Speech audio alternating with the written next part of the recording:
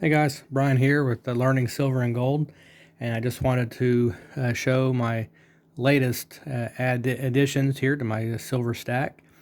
And this would be more of your traditional stacking in terms of generic rounds. And then I've got, for the first time, I want to introduce.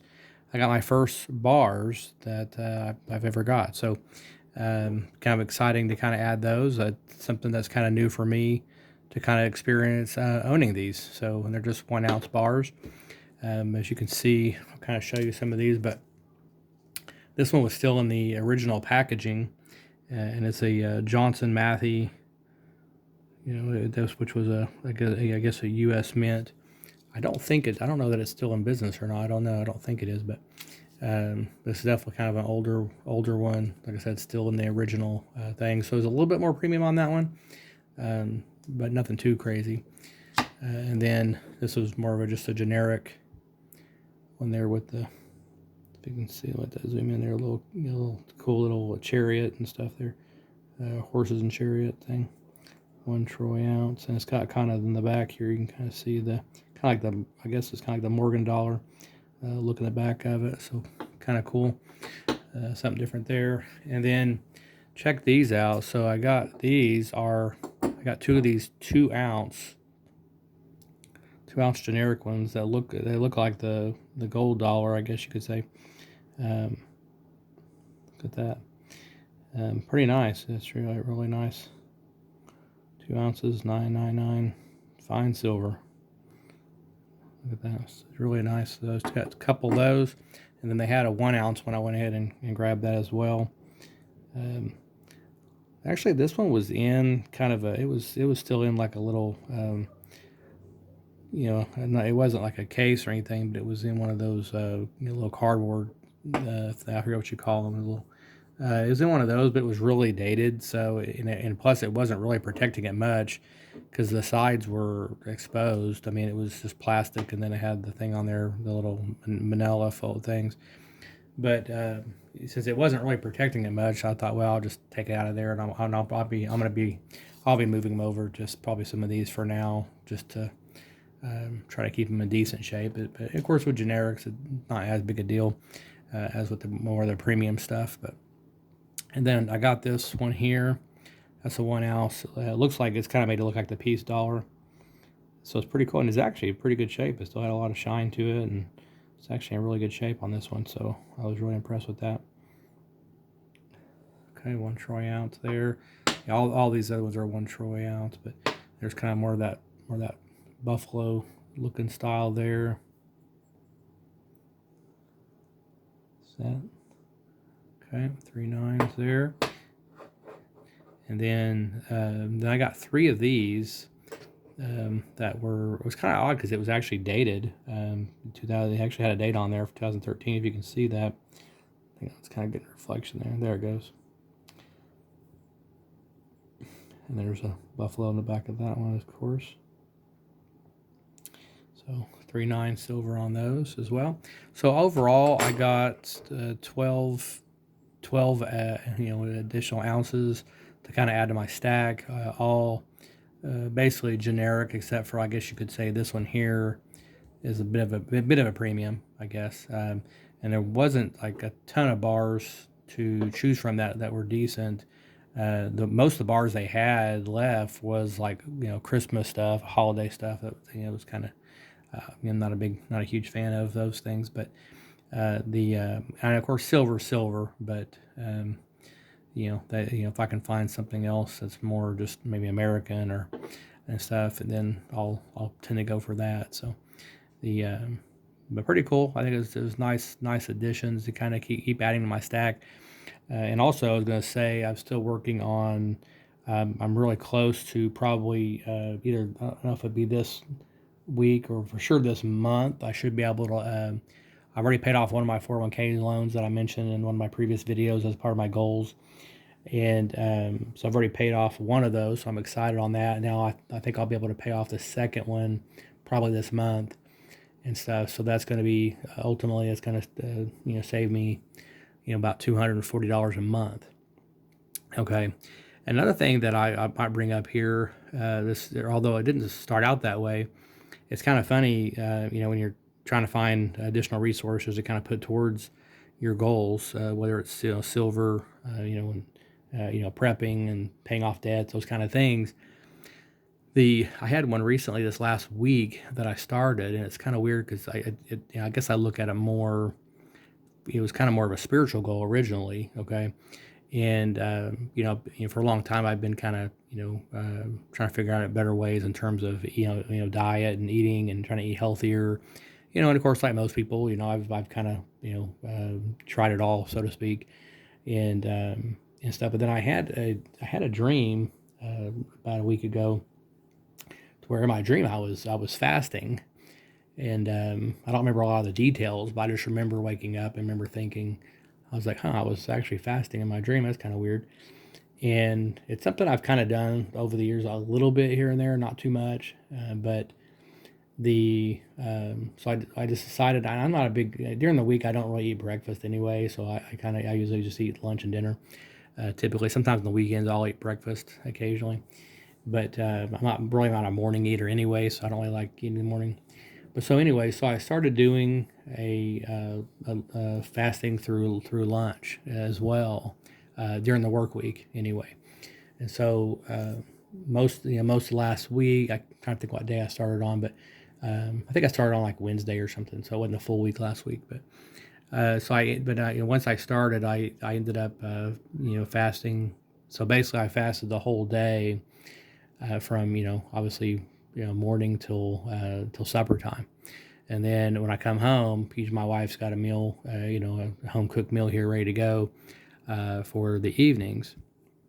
And so, but my point here is that, and not only health wise, it's kind of it's during the day. I'll still drink liquids, and usually I have a cup of tea at work, maybe with some honey, and that's kind of it. Just tea and honey or something. Otherwise, just water all day, just sipping on that. And then but yeah, I come home, then I can eat my supper and stuff, everything. So, but here's what's funny is what's kind of worked. What's been interesting is that I'm saving a lot of money with when it comes to lunches, because I would typically go out and run to go get something to eat. And now, if you've noticed, at even the fast food restaurants, I mean, you're talking probably about $9-10 minimum probably for a meal, and that's not even going anywhere fancy. I mean, that's literally like fast food. That's like burger and fries type of stuff, and everything. So it's not only that, but it's obviously not the healthiest thing in the world either, and stuff. So not only have I been able to eat better, well, not eating much at all, but but that way at least I'm eating more homemade meals in the evenings.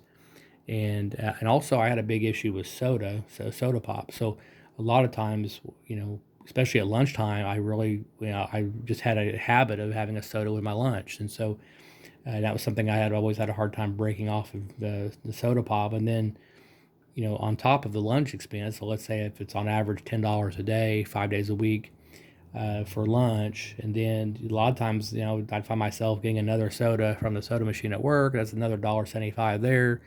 So all that stuff. My point is, all that stuff adds up, money wise.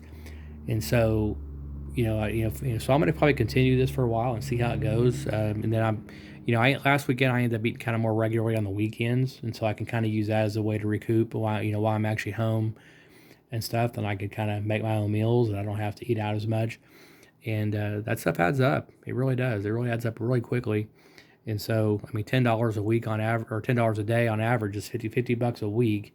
That's $200 a month that I can put towards some silver. Okay, so, or whatever, paying off debts and things like that. So that's just something to kind of think about. And also make a list of some things that you have.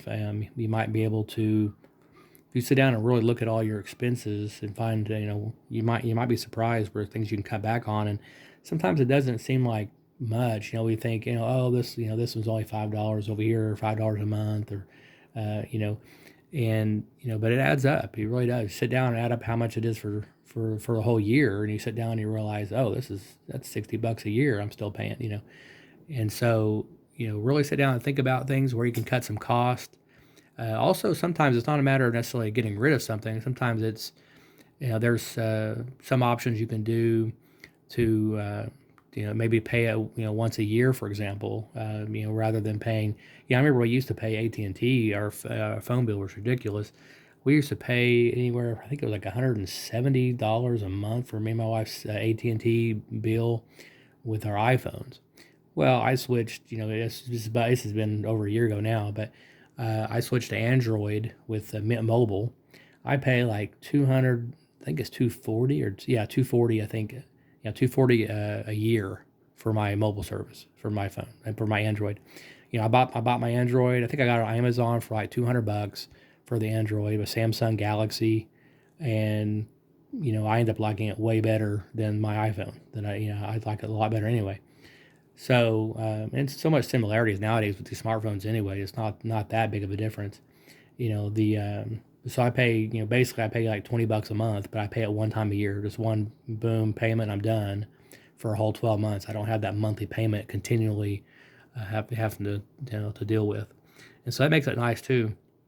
So think about stuff like that. Maybe there are certain things you can pay off. There's some things that may. There's even things out there that'll even do like lifetime payments. You can pay it off one large payment, and you're done for life. I've seen some of that. Some are where you pay annual amount. Like your car insurance. Some people pay that every like 6 months or so, and you can get some discounts. That's something I'm probably going to look at here in the next year or two to see. We pay it monthly right now, but and I looked at it before, and it wasn't like a huge savings, but still, like I said, even if it's $10 a month, like it doesn't sound like a lot, but it's that $10 a month or whatever. That's $120 a year. So look at it in terms of the whole year, not just the monthly amount, and then also just the just that month to month burden. It does. It's one of those things. It's I don't know. I think once if you get away from that, you'll realize, man, I was really stressed out about all these little things and stuff. So again, if there's some things you can cancel and get rid of, then great. Or maybe sometimes it's just a matter of reducing some things down. Try and get some costs down. And so, but just some ideas there, so you could have, if that helps anybody as far as having more resources to put towards precious metals, then that'd be the way to go. In my opinion, is try to get rid of as much, get things paid down, paid off, and but just some ideas. Like I said, for me, the fasting thing is really, like I said, I didn't mean for it to be a financial thing when I started. It was more of a spiritual thing, and more of a habitual thing to try to fix my diet. And but really, it's been a real blessing in that sense. That like financially, I'm just really amazed that I mean, think about like because this here probably all cost me about around 350, I think. So it's probably yeah, about 350, I think, for everything here. And so, if you think about it, I mean, right there, just by doing the fast, not going out and buying lunches every 5 days a week, you know, this is basically paid for in basically less than 2 months. So a little bit less than 2 months, this is paid for. So by itself. So that's the kind of thing that that's kind of what I'm talking about is let's so find ways to do that. And I know sometimes it's hard for people to do that. But that's just a general idea. Maybe find out where you're really spending your money, because a lot of times you'd be surprised how much money is going into food and stuff. So, and then also look for some cheaper options out there. I found a local grocery store that some lady at work was telling me about, and I knew it was there, but I didn't know much about it.